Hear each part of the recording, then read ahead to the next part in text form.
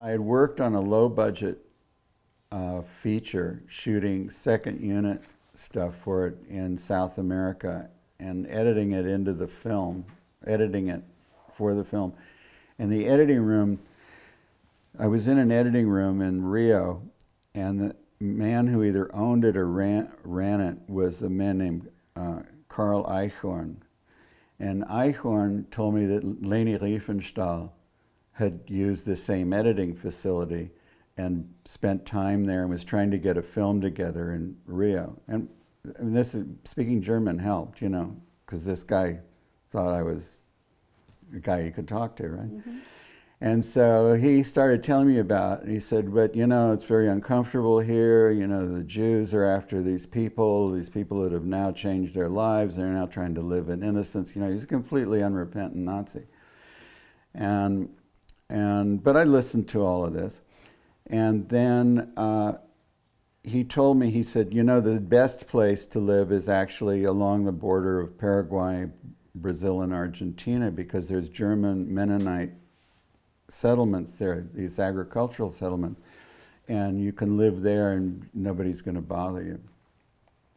And later on, I saw a photo of Eichmann on a boat, and I think, if I'm remembering correctly, it was taken on the boat when he went to South America, and this guy, Carl Eichhorn, was standing with him.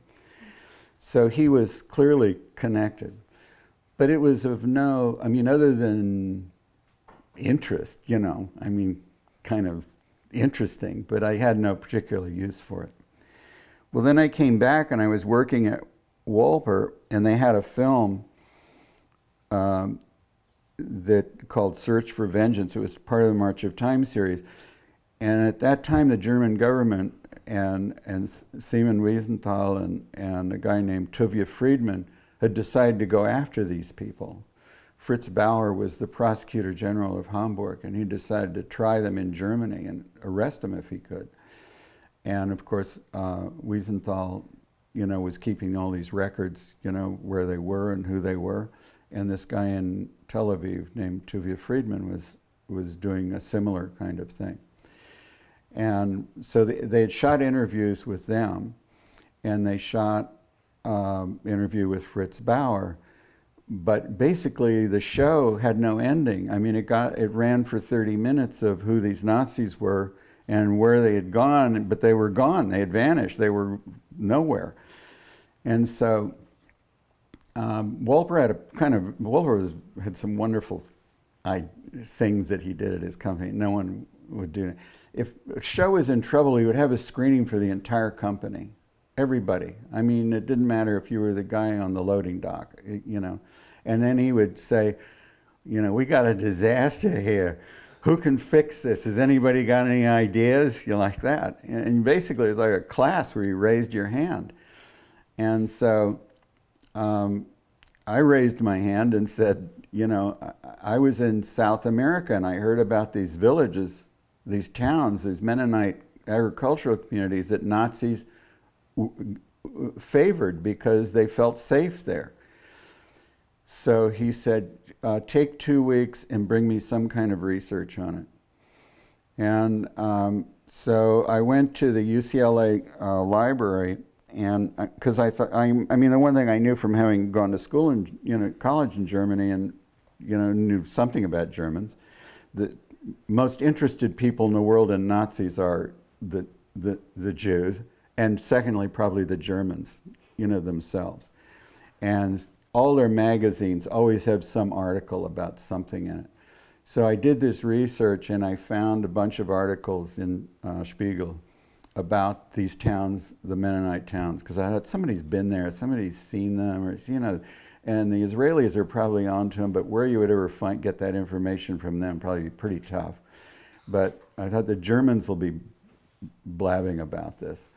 And so sure enough, there were a bunch of articles about the towns, and there was all kinds of articles about Nazis in this area, in this particular region of Paraguay, Brazil, and Argentina. So I went to Walper and I said,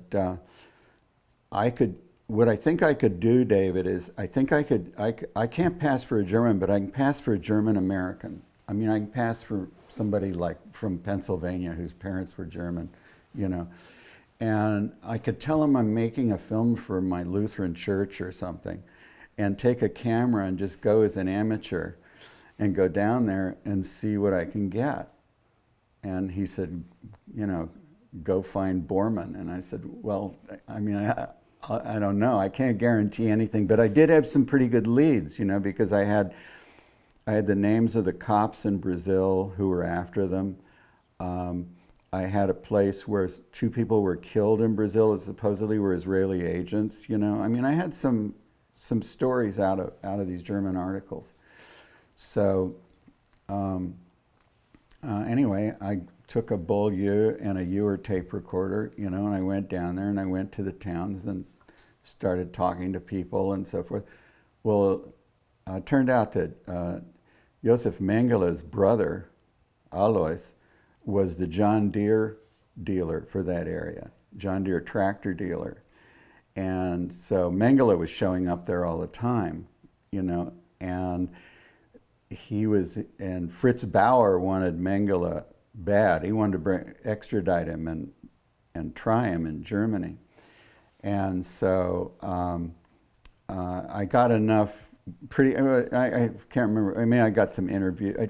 I got an interview with Mengele's best friend, this guy Alejandro von Eckstein, who was a Paraguayan Nazi, and I got some pretty good stuff. And I got some local character talking about how, you know, these people come here and yeah, they may have done bad things, but you know, they're basically decent people trying to live decent lives. You know, I mean, I got all the. I got a guy stopping me from going to a farm, you know, pulling a gun on me and things like that. So I got some pretty good stuff. So I got the ending of the show. And then they put me on camera, you know, in the show, because to carry some of it, you know, Alan said, we're going to have to shoot you into it, and you do the on-camera stuff. So I did some on-camera for it. Well, the show worked. It was, you know, I mean, I even got subpoenaed and had to give a deposition when Mengele was tried in absentia at the German consulate in Los Angeles, because part of the trial was establishing that Mengele was alive. And they wanted witnesses that had been there and could actually, you know, I couldn't say I saw him, but I gave a lot of information of people who had not only saw him, but associated with him. Mm-hmm. So it worked. It was my kind of breakout show.